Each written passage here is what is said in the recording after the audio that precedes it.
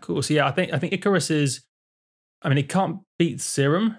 Serum is just a whole. It's like a platform almost for synth. I think it's going to be the next 20 years. Like Serum is going to be alongside Ableton as the thing, like almost as important as Ableton. But Icarus has quite a few features in it.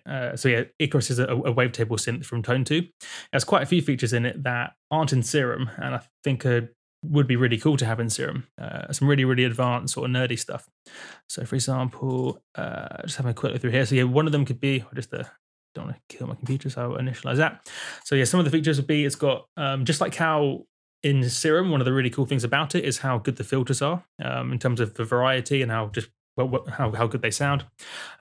Icarus has a whole bunch of filters that aren't in Serum, but also kind of interesting things as in by themselves.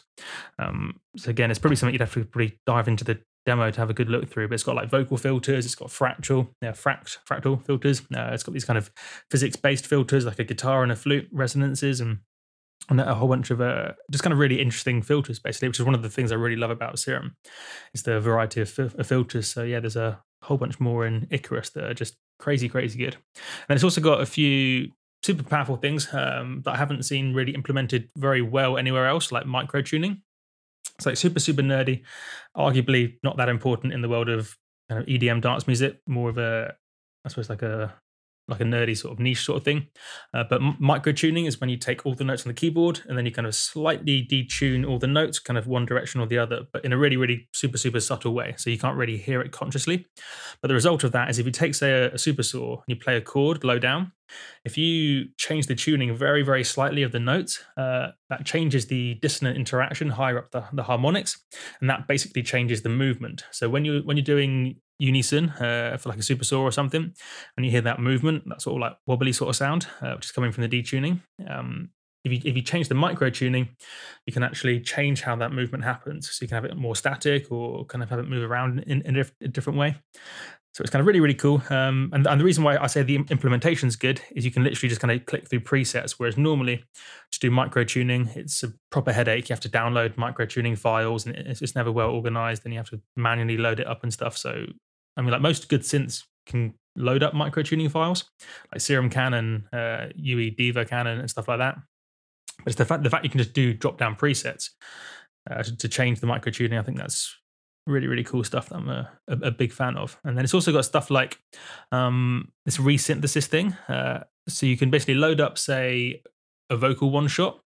So you can load up a vocal one shot and it can turn that into a wavetable, so that as you press a note, it then moves through that wavetable at a correct speed for it to sound natural, if that makes sense. So it's kind of like a different way of making like vocally wavetables that kind of definitely have their own sound, similar to how the convert image to wavetable thing in Serum isn't good or bad, it just has its own sound. Icarus is doing some really, really cool things there. And you can actually even do like, well, I suppose the vocoder wavetables as well is pretty powerful. So you can load up a vocal and it converts it into a vocoded wavetable. So you can play in fact, it's pretty better than the resynthesis, to be honest. So yeah, you can load up a vocal phrase.